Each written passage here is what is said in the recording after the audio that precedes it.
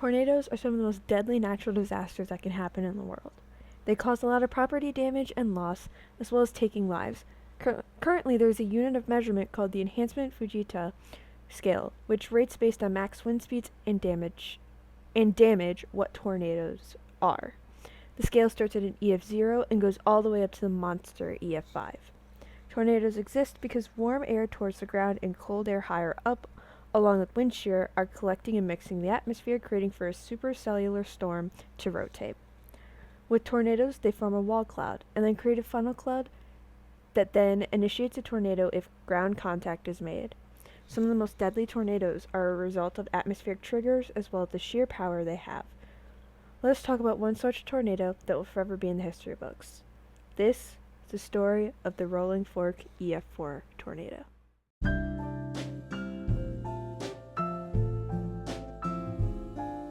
Disclaimer.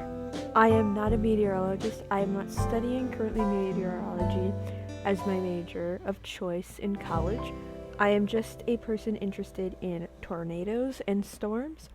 So, warning, this will not be from a professional. This will just be from someone who likes storms. It was March 24th of 2023 when the Rolling Fork tornado touched down. This was the current severe weather outlook on March 24th.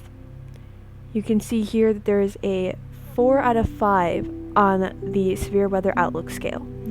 That would be considered a moderate risk, which is one below the high risk. At one point, there was a 10% hatched risk of tornadoes. 10% hatched means that hatched risk of tornadoes means that at any given point, 25 miles within that given area, there is a potential for long track EF2 or above tornadoes. And as you can see right here, Rolling Fork was somewhere in this part right here in the moderate risk. Now, what caused for Rolling Fork to happen? And as we can see from this Wikipedia article, we can see that there was a trough that was over part of the peninsula and was quickly moving eastward.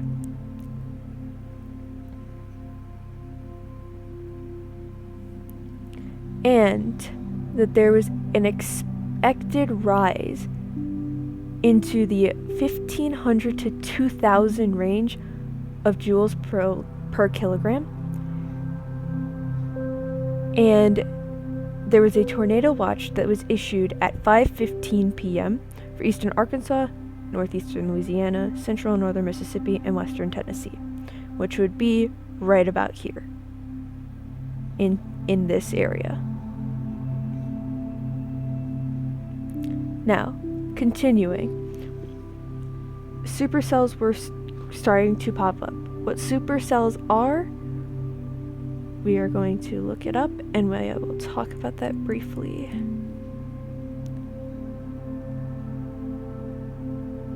They're highly organized, long-lasting storms categorized by deep, persistently rotating updraft, often leading to severe weather, including large hail, damaging winds, and tornadoes. Supercells are what is a big cause, or the main cause of tornadoes. In the right environment, supercells can have a rotating base, which then can form a wall cloud in a specific area of intense rotation. That rotation then from the wall cloud can create a funnel. And that funnel, even if you don't see it fully on the ground, if there is a rotating area on the ground, even if you don't see it all the way down, then that is considered a tornado.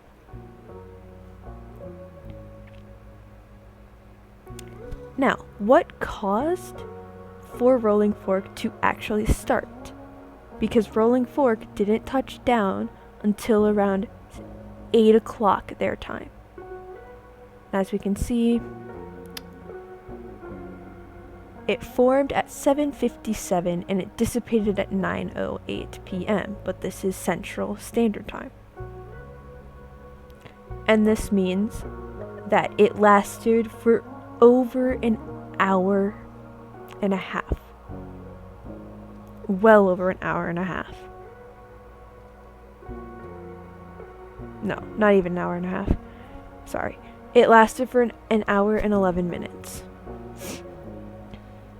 Now, what caused for Rolling Fork to happen? A strengthening low-level jet and surface moisture increased confidence in the maturation of these cells. And because there wasn't any tornadic development in the area was prime and ripe in the atmosphere to have these storms start spinning, because the more energy that is in the atmosphere and the less barriers that come into the atmosphere, the more likely that you're going to see tornadoes and things start to intensify. Now, if we take a look at this,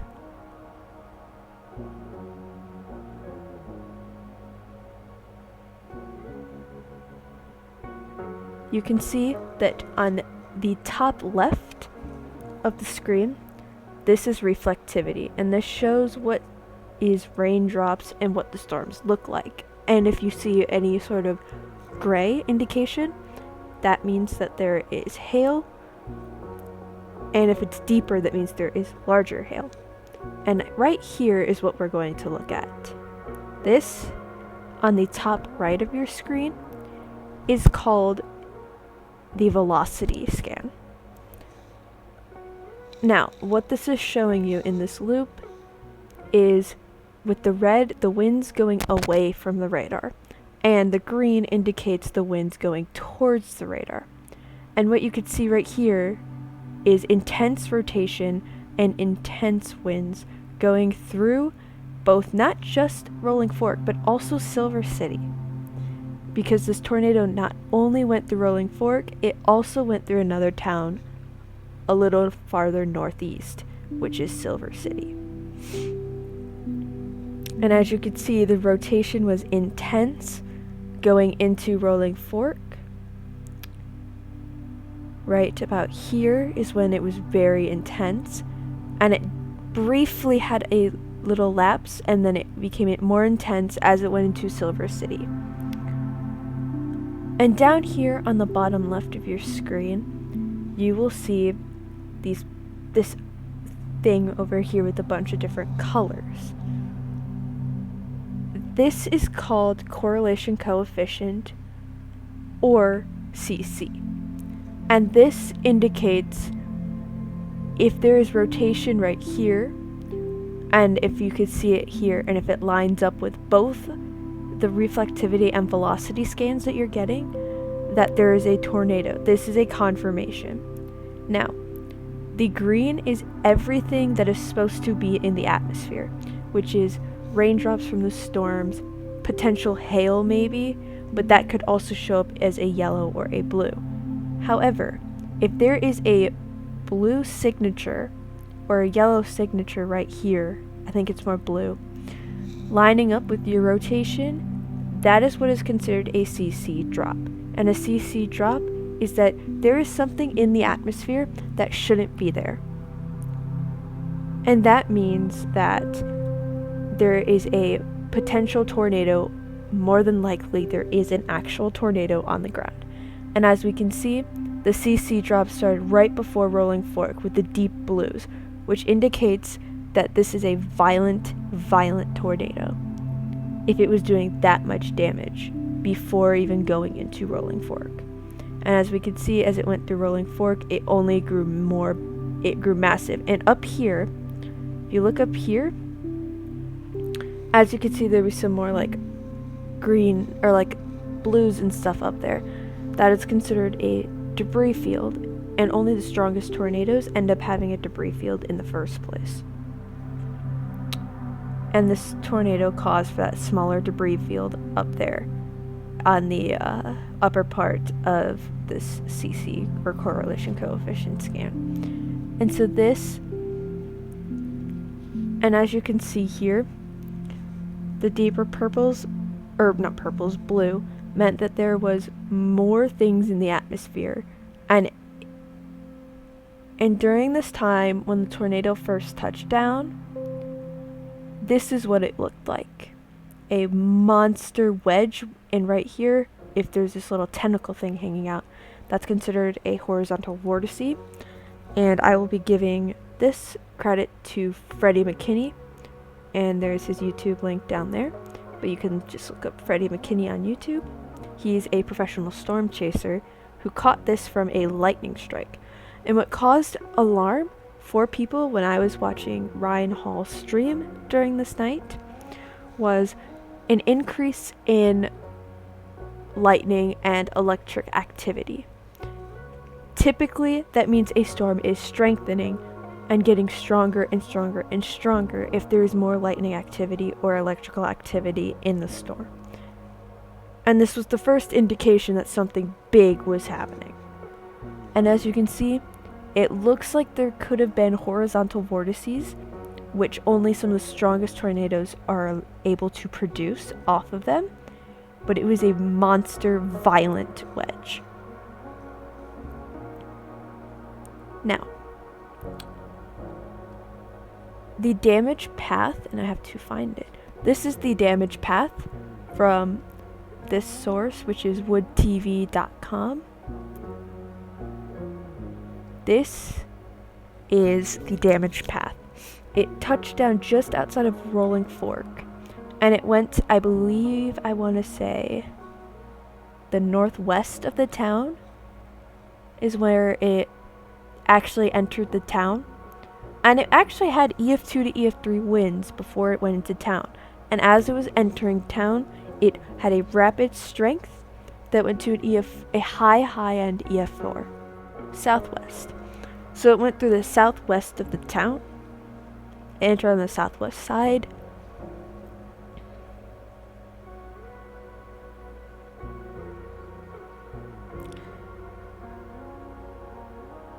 and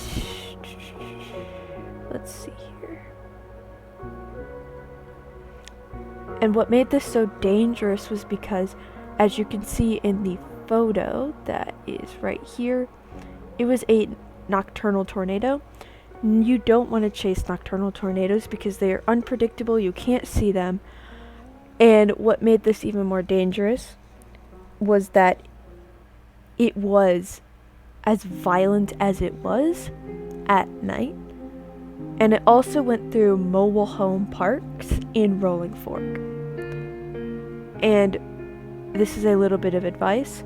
If you live in a mobile home and you get a tornado warning, you don't want to stay in your mobile home because that is not a safe environment.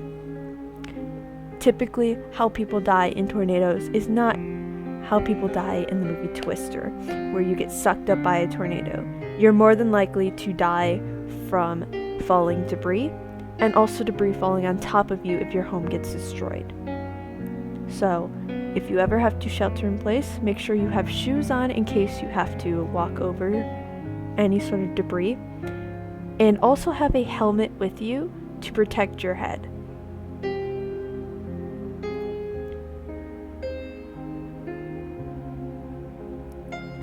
And it is projected that the max wind speeds were 195 miles an hour. And this indicates that it was a very, very high-end EF4. Had there been probably 5 to 10 more miles an hour on the wind speed, the highest wind speeds recorded or estimated, it would have been an EF5. So this indicates that this was a very violent tornado, and it took advantage of the environment it was in.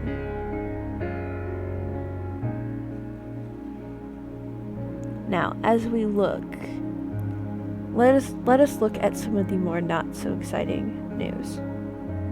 We're going to look right here, and this is from the NPR. This was some of the tornado destruction from the Rolling Fork tornado.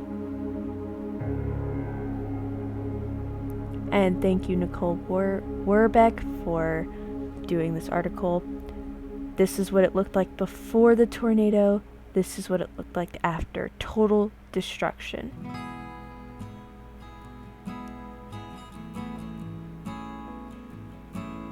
Now, let's see here.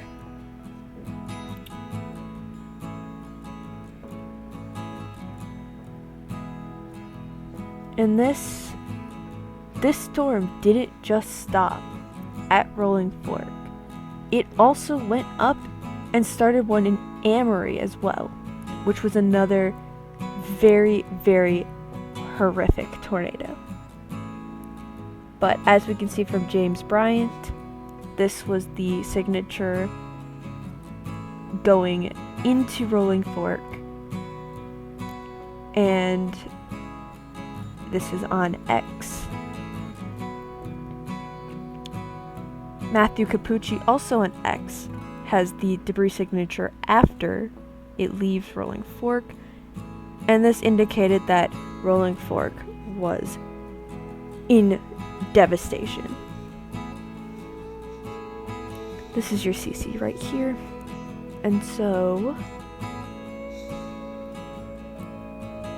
this tornado ended up causing 17 fatalities with 165 injured. And we are going to look to see the property damage as well. The property damage was estimated to be around $96.6 to $100 million. And if you look here from this Wikipedia source, again, I don't know how accurate this is.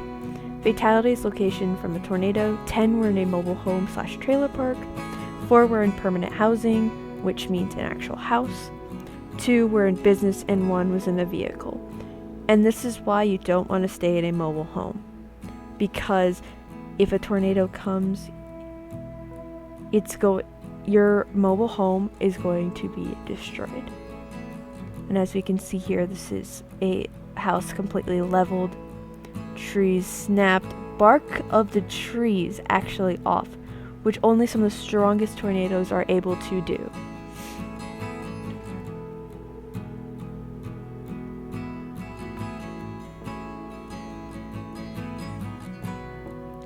And after preliminary information from the National Weather Service in Jackson, Mississippi, they indicated that over 78% of the city of Rolling Fork and over 96% of Silver City sustained some level of damage from the tornado.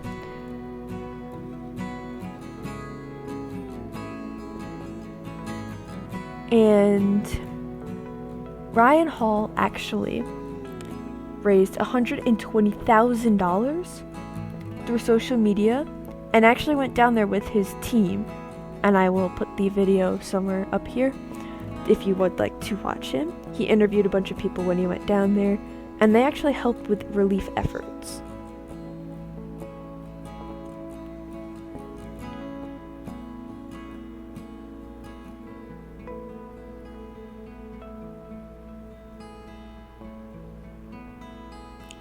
And there's actually talks of Rolling Fork being an EF5 candidate, which means that this tornado could be a rare EF5. And it went through several other towns. As you can see, this was the intensity map. And you can see right here that on the southwest side of Rolling Fork was the EF4, 166, 200 miles an hour. And if you keep going up, you can see that right here is where those winds were sustained. This is the center line. And you could see all the other ones afterwards.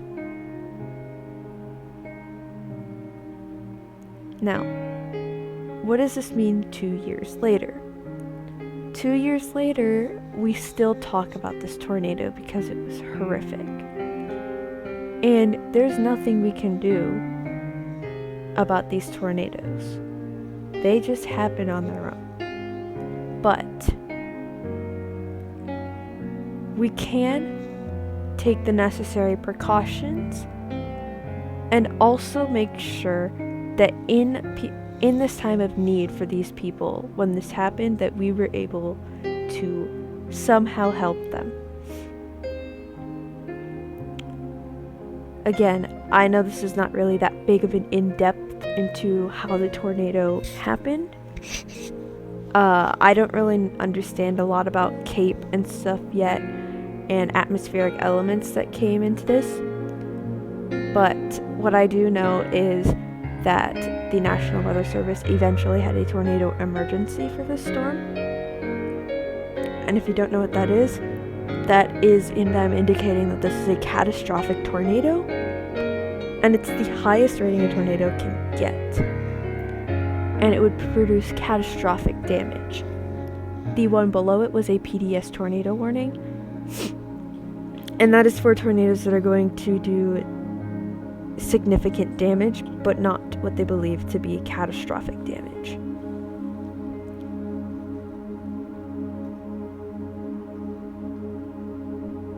And I believe in the Rolling Fork tornado there was actually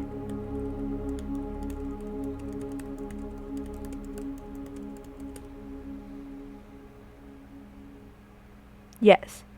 So, according to this Reddit from 2 years ago, Storm Chaser Reynolds, I'm not going to play this because I don't want copyright, but cell service was really bad because of this tornado, and the GPSs and the radars probably were not working for these storm chasers, but there was actually a storm chaser's car that got tossed. He was okay, but this just proves how dangerous it is. So if you take anything from this tornado video, please do not go chasing tornadoes, because if you're not a professional, you could get seriously hurt. And it would be wise for you not to go chasing at night. Make sure you know your necessary precautions, where you're going to go. Practice with your family too, because something like this could happen to you one time, and you want to make sure that you have these to be able to have an action plan. And as of today, the recovery efforts are still going. This was a monster tornado that caused a lot of destruction. I hope you enjoyed this video. If you did, if you would like to, it is up to you. Like and subscribe to the FoxSaver13 channel, and I will see you guys in the next video or stream. See ya.